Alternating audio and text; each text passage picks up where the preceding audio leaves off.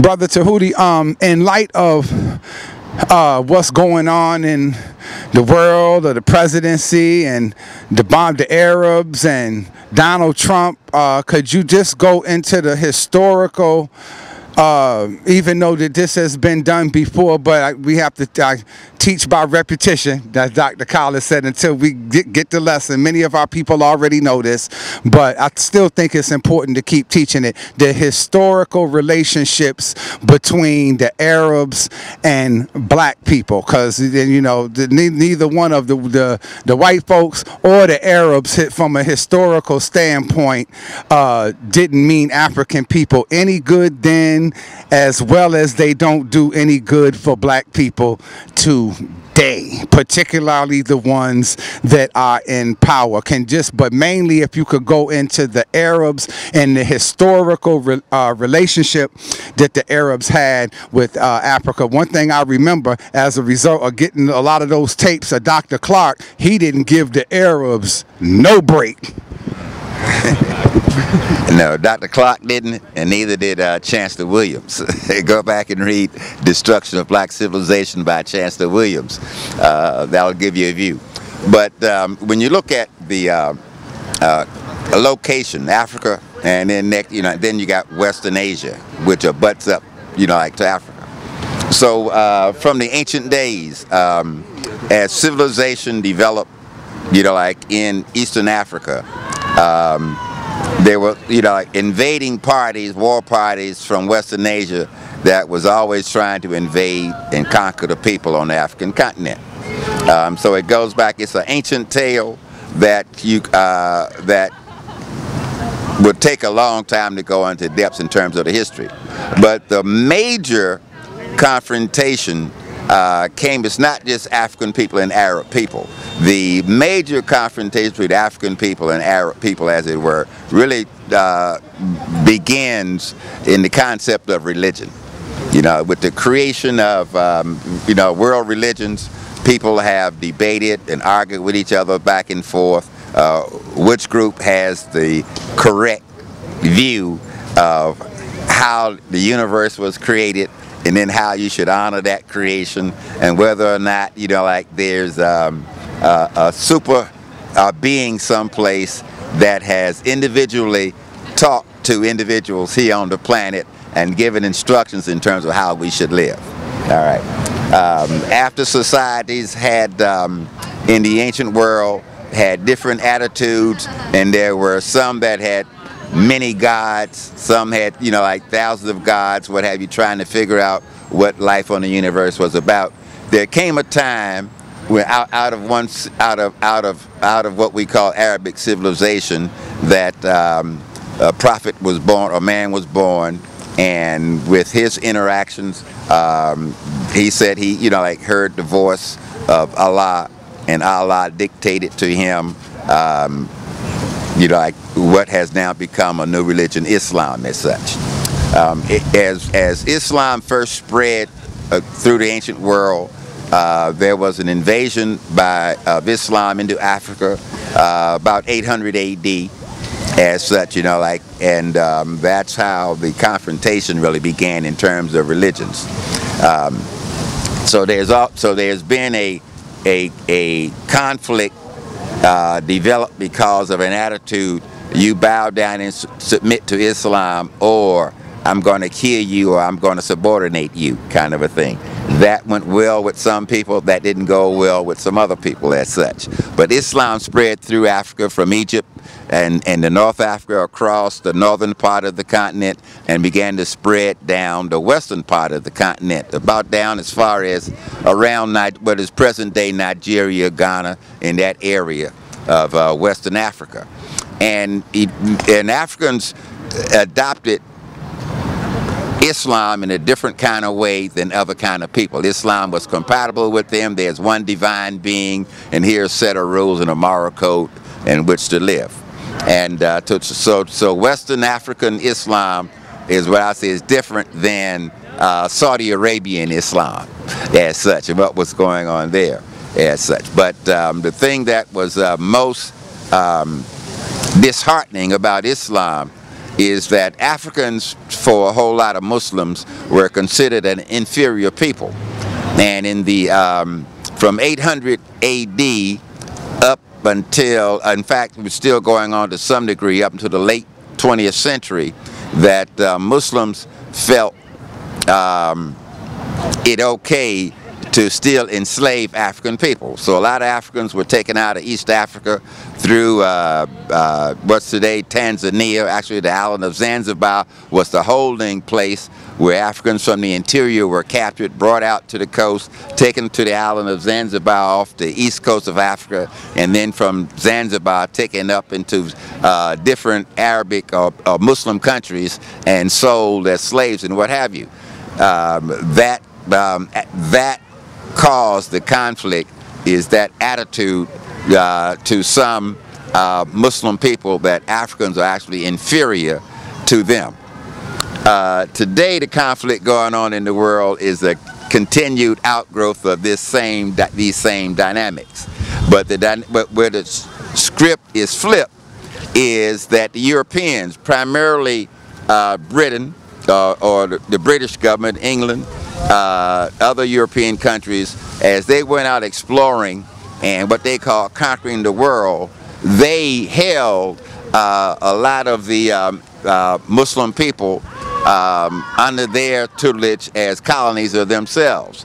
There was conflict after World War I between the Ottoman Turk Empire and the British Empire. I don't know if you remember the movie, there was a movie, what's Lawrence of Arabia. You know, like the white, while the Muslim people are ironing out their own conflicts, and the British Empire is beginning to deteriorate. What ended up happening is that lines are drawn on the ground, creating countries out of the old British Empire that had never existed as those countries before. And in some cases they separated people who were kindred, and in some cases they grouped people together who had always been opposite. In other words, they grouped some Shia and Sunnis together in some places. In other places they separated them as such, right? So what we ended up with is the deterioration of white rule over Muslim peoples have left these countries from in place, and with the addition of the British and Americans giving European Jews the land base of old Palestine to create their new country called Israel, that also created a lot of conflict. So as these people are fighting back and forth for identity, self-existence, trying to determine who they are and what they are going to be, the economic powers of the world, primarily the Western capitalists and their economic control, was keeping the Islamic countries still in an inferior situation. Even when they found oil in Saudi Arabia, they found oil in what is present-day Iran. When the Iranian people elected their own leader back in the 1950s, who was a socialist person to be their leader, who had an idea that the oil discovered in their country should be owned by the country of Iran itself and not owned by any one individual. You know, a rich person should not be owned by any individual oil company as such.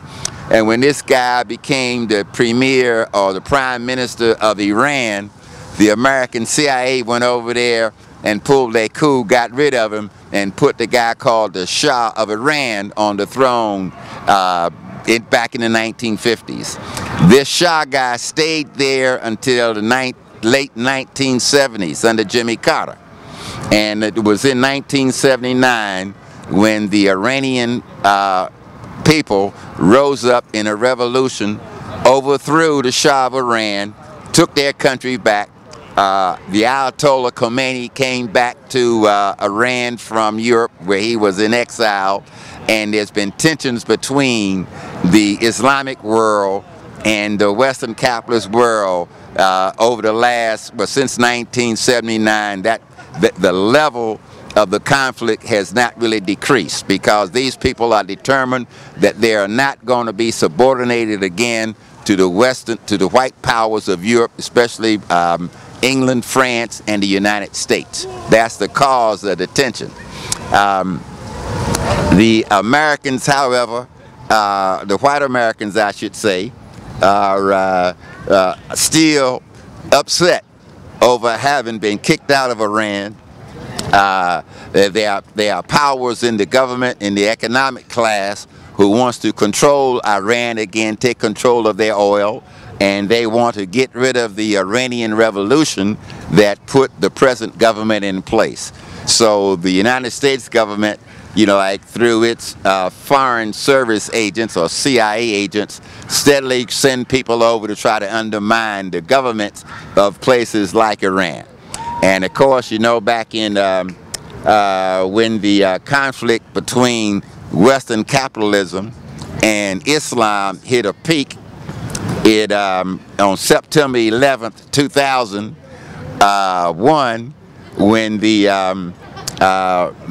men from the Islamic countries, mostly Saudi Arabia, but under the auspices of Osama bin Laden and Al-Qaeda, came to America, hijacked some airplanes, and flew them into the Twin Towers in New York City, and the Pentagon building here on the outskirts of Washington, D.C., as well as one crashing somewhere in Pennsylvania.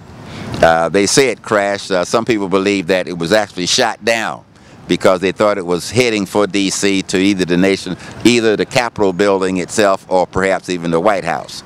But the conflict caused by then George W. Bush invasion of Iraq, saying there were weapons of mass destruction, all right?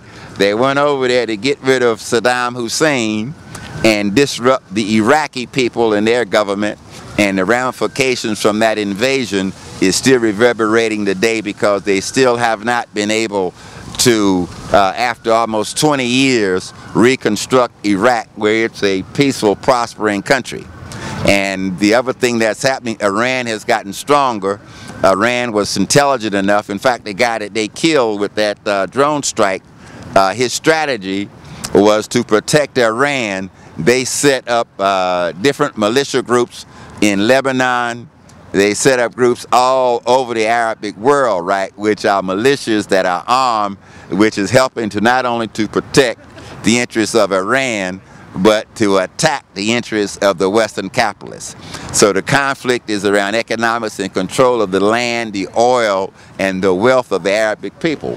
But now the Arabic people themselves and the Iranian Muslims themselves have developed their own government and their own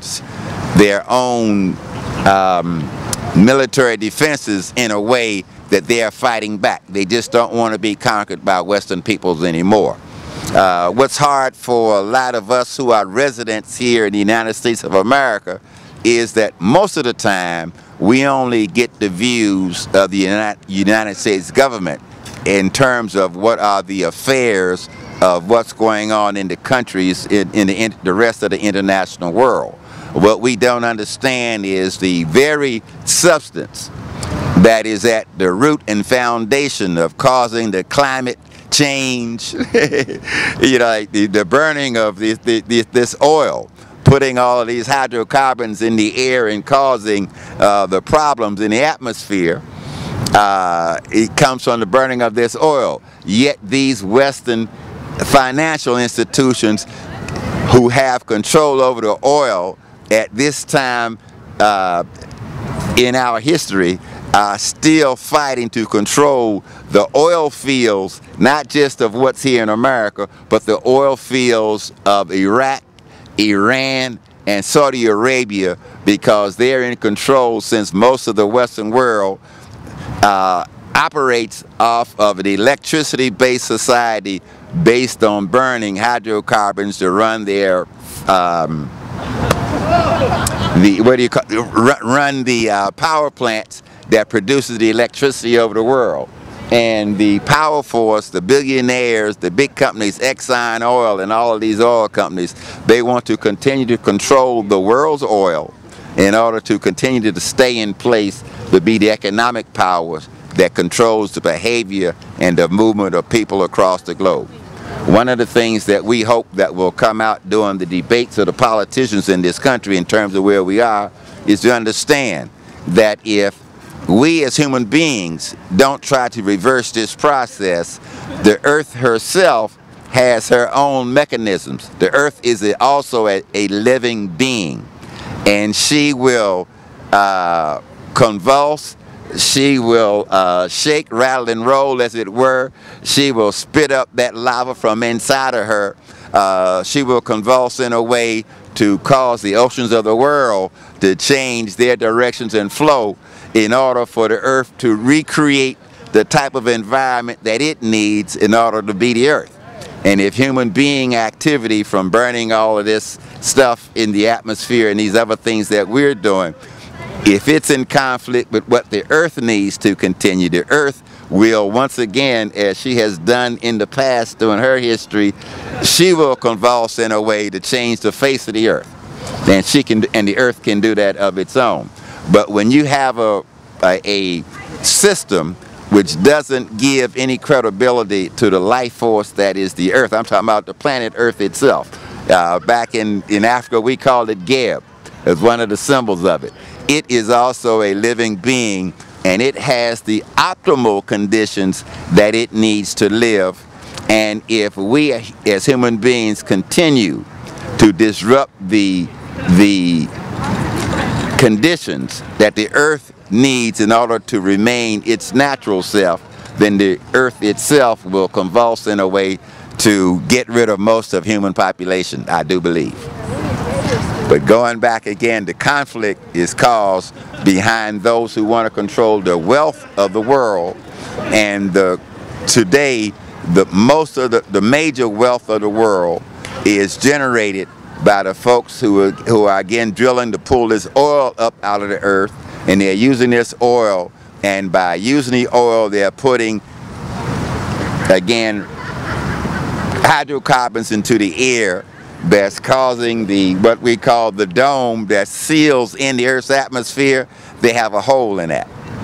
And if it continues, like I said, from the science I've read, the Earth has a way of correcting errors in the behavior of human beings. Thank you, family, for taking the time to watch this.